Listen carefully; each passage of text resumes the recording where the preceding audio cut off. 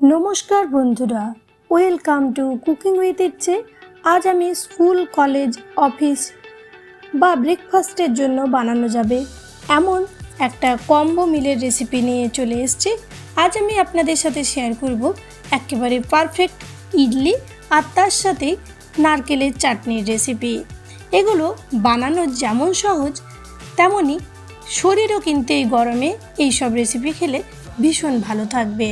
তো রেসিপি বানানোর জন্য এখানে আমি একটা বাটির এক বাটি নিয়ে নিলাম নরমাল চাল, তার সাথেই আমি দেব হাফ বাটি বিউলির ডাল। এই একই বাটিতে আমি কিন্তু পরিমাপ করছি, আপনি চাইলে যে কোনো একই বাটি বা কাপে এই মেজারমেন্টটা করতে পারেন বা আপনার কাছে মেজারমেন্ট কাপ থাকলে সেটাতেও আপনি এটা করতে পারেন। দিয়ে দেব হাফ বাটি আতপ চাল। অ্যাকচুয়ালি সাউথ ইন্ডিয়ান রেসিপিতে যে চালটা দেওয়া হয় সেটা সব জায়গায় অ্যাভেলেবেল থাকে না, তাই আমি আতপ চাল দিলাম। আতপ চালে এটার মধ্যে যে একটা চিটচিটে ব্যাপার থাকে সেটা পারফেক্টলি রেডি করে দেবে। দিয়ে দিলাম এক চামচ বড় চামচের মেথি আর দেব বড় চামচের 2 চামচের একটু বেশি ছোলার ডাল।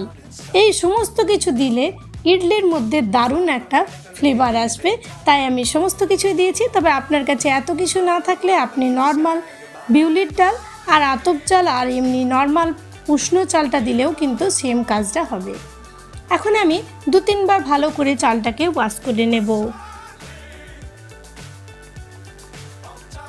না হলে চালের গায়ে যে নোংরা থাকে সেটা কিন্তু ঠিক নয় আমাদের জন্য শরীরের পক্ষে। তারপর এটাকে 6 থেকে 8 ঘন্টার জন্য এখন আমি ভিজিয়ে রাখবো।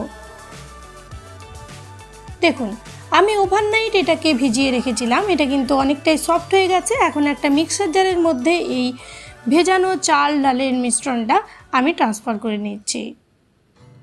আর একবারে আমি পুরোটাকে কিন্তু গ্রাইন্ড করব না, আমি দুটো পার্টে এটাকে কিন্তু গ্রাইন্ড করব। নিয়ে নিচ্ছে আমি এটাকে, তারপর অল্প পরিমাণ জল দেব। চেষ্টা করবেন যতটা সম্ভব কম জল দেওয়া যায় ততই ভালো, তবেই কিন্তু ইডলির ব্যাটারটা ঠিকঠাক ফরমেশন হবে। দেখুন হয়ে গেছে আমাদের একবারের বাটা। এবার নেক্সট সেম প্রসেসে আমি আরও একবার বাকি চাল ডালের মিশ্রণটাকেও বেটে নিচ্ছি। আর এই পর্যায়ে এটাকে এখন আমি নিয়ে নিলাম একটা পাত্রের মধ্যে। তারপর সমস্ত বাটাটা হয়ে যাওয়ার পর এটাকে এখন আমি ঢেকে রেখে দেব। সামার হলে 8 থেকে 12 ঘন্টা আর উইন্টার হলে 24 ঘন্টা অবধি কিন্তু রাখতে হবে। দেখুন এখন এই গরমের মধ্যে ওভারনাইট রাখাতেই কিন্তু ব্যাটারটা আমাদের ডাবল হয়ে গেছে। এখন এটাকে আমি অন্য একটা পাত্রের মধ্যে ট্রান্সফার করে নেব, না হলে এটাকে কিন্তু আমি ঠিক করে ফেটাতে পারবো না। এরকমভাবে রেখে দিলে কিন্তু এটা ঠিকঠাক ফরমেশন হয়ে যায়, আর আপনি নিজেই বুঝতে পারবেন চারদিকে কিন্তু দেখেই বোঝা যাবে একেবারে পারফেক্টলি হয়ে গেছে। দিয়ে দিলাম পরিমাণ মতো নুন এটাতে। তারপর একটা বড় পাত্রের মধ্যে নিয়ে এটাকে আমি ভালো করে এখন একটু মিশিয়ে নেব। তবে আমি যেহেতু মিক্সারে এটাকে পেস্ট করেছি খুব একটা বেশি বিট করার দরকার নেই, শিলনোড়াতে বাটলে কিন্তু অল্প একটু ভালো করে বিট করে নিতে হবে। এখন এটা ভালো করে মিশে যাওয়ার পর আমি এখন নিয়ে নিয়েছি কতগুলো ইডলি স্ট্যান্ড। ইডলি স্ট্যান্ডের মধ্যে এখন আমি এই ব্যাটারটাকে ট্রান্সফার করব। তো প্রথমে এটাতে যদি জল থাকে একটু ভালো করে কাপড়ের সাহায্যে মুছে নিতে হবে যেন জলটা না থাকে, সেই জন্য ভালো করে মুছে এখন আমি এটার মধ্যে দিয়ে দিচ্ছি অল্প করে তেল। আপনি যে কোনো তেল দিতে পারেন, আমি এখানে সর্ষের তেল দিচ্ছি, আপনার যে কোনো পছন্দ মতন তেল আপনি দিতেই পারেন। তারপর তেলটাকে ভালো করে আমি ব্রাশ করে নেব। আর খুব অল্প পরিমাণ তেল লাগবে, দেখতেই পাচ্ছেন আমি 1 ফোঁটা করে জাস্ট দিচ্ছি, আর কিন্তু বারে বারে দিতে হবে না। একেবারে অয়েললেস আজকের আমাদের কম্বো মিলটা। শরীর এই গরমের মধ্যে এটা খেলে কিন্তু একেবারে তরতাজা থাকবে। বাচ্চাদের টিফিন ফিফিন সব কিছুতে দিতে পারবেন, এমনকি কর্তামশাইয়ের টিফিনেও কিন্তু আপনি এটাকে দিতে পারবেন। ব্রেকফাস্টেও এই রেসিপিটা অবলীলায় খুব কম সময়ে বানিয়ে নেওয়া যায়। তেলটা আমি ভালো করে ব্রাশ করে নিলাম। এখন আমাদের যে ব্যাটারটা আছে সেটা অল্প অল্প করে আমি এগুলোর মধ্যে দিয়ে দিচ্ছি।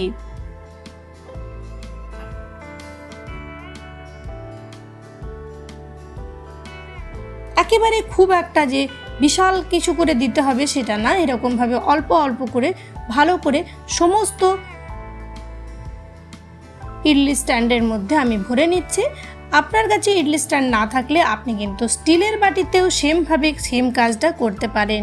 যদি সেই রেসিপিটা আপনার লাগে অবশ্যই আমায় কমেন্টে জানাবেন, আমি নিশ্চয়ই আপনাদের শেয়ার করব। আর প্রতিবার এটাকে দিয়ে অল্প ভালো করে ট্যাপ করে নেবেন, যেমন পুরো ব্যাটারটা ছড়িয়ে যায়, আর তাহলে কিন্তু শেপটা পারফেক্ট হবে। এইভাবেই আমি সমস্ত ইডলির ব্যাটারটাকে এটার মধ্যে ট্রান্সফার করে নিচ্ছি। তবে একবারে এই রেসিপিটা বানানো যাবে না, আমি 2-3 বারে কিন্তু এই পুরো ইডলিগুলো বানিয়েছি। আর আজকের রেসিপি যদি ভালো লাগে প্লিজ একটা লাইক দেবেন, কমেন্টের মাধ্যমে জানাবেন যে রেসিপি আপনার কেমন লাগলো, অন্য কোনো নতুন রেসিপির আবদার আপনার আছে কি না। আর চ্যানেলে প্রথম দর্শক বন্ধু হলে প্লিজ ফুল ভিডিওটাকে ওয়াচ করে চ্যানেলটাকে সাবস্ক্রাইব করতে ভুলবেন না যেন। পরবর্তী নোটিফিকেশান পাওয়ার জন্য নোটিফিকেশান বাটনটাকে অবশ্যই অলে সেট করে দেবেন, তাহলে আমার যে কোনো রেসিপি সবচেয়ে প্রথমে পৌঁছে যাবে শুধুমাত্র আপনার কাছে। কথা বলতে বলতেই আমাদের কিন্তু খুব সুন্দরভাবে ইডলির মিশ্রণটা দেওয়া হয়ে গেল স্ট্যান্ডের মধ্যে। আর দেখতে পাচ্ছেন কতটা পরিমাণ দিচ্ছি, আর প্রতিবার কিন্তু এই ট্যাপ করেই রাখতে হবে, না হলে কিন্তু মুশকিল, তাহলে শেপটা একেবারে পারফেক্ট হবে। এখন একটা স্ট্যান্ডটাকে আমি রেডি করে নিচ্ছি, যাতে আমাদের ইডলিটা বানানো খুব ইজিলি হয়ে যাবে।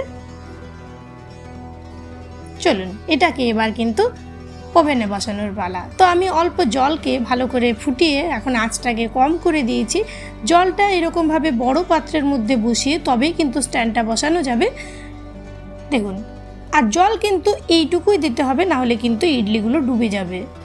এবার এটাকে বসিয়ে দিতে হবে, আর অবশ্যই মাঝ বরাবর ভালো করে কিন্তু বসাতে হবে, যেমন আঁচটা ঠিকঠাক করে পায়। এখন মিডিয়াম ফ্লেমে এটাকে আমি ঢেকে রাখবো মোটামুটি 10 থেকে 15 মিনিট। ততক্ষণে আপনি সকালে যদি বাচ্চার জন্য টিফিন বানাচ্ছেন, বাচ্চাকে রেডি করে নিতে পারবেন।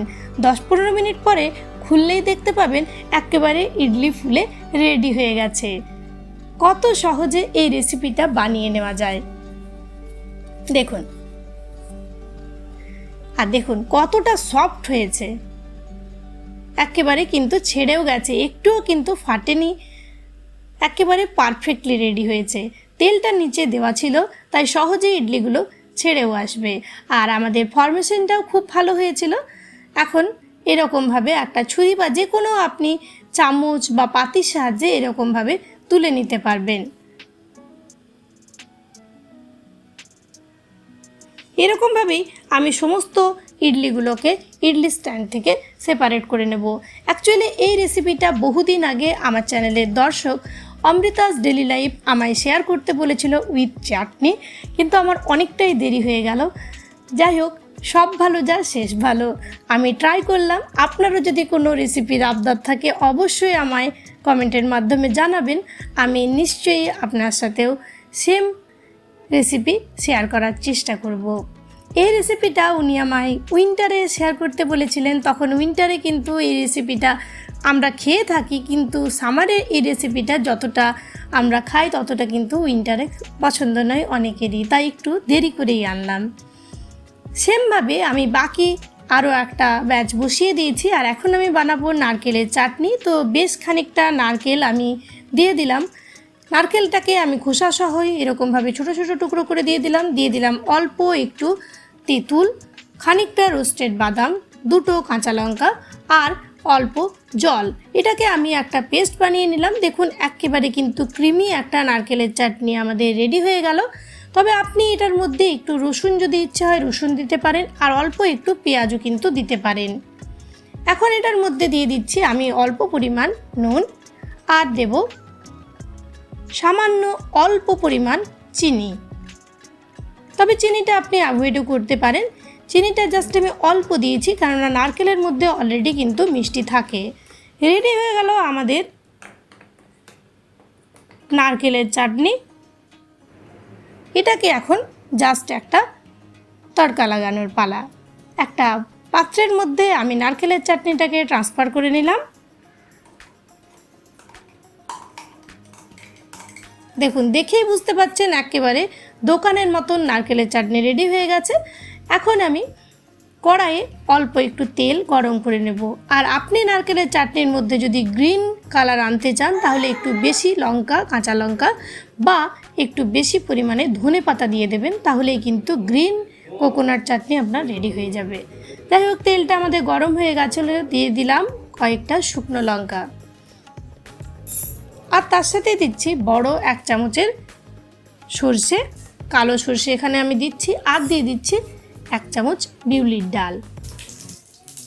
ভালো করে এটা যখন এরকমভাবে রেডি হয়ে যাবে তখন কিন্তু আঁচটাকে বন্ধ করে দিতে হবে। আমি প্রথমে হাই ফ্লেমে ভালো করে গরম করে আঁচটাকে বন্ধ করে এখন দিয়ে দিলাম কয়েকটা ফাইনালি কারি পাতা। কারি পাতা না হলে তো সাউথ ইন্ডিয়ান ডিশ কমপ্লিটই হবে না। তারপর এটার মধ্যে এখন তরকাটা দিয়ে নেওয়ার পালা। দেখুন, একেবারে লাগছে না দোকানের মতন পারফেক্ট একেবারে নারকেলের চাটনি।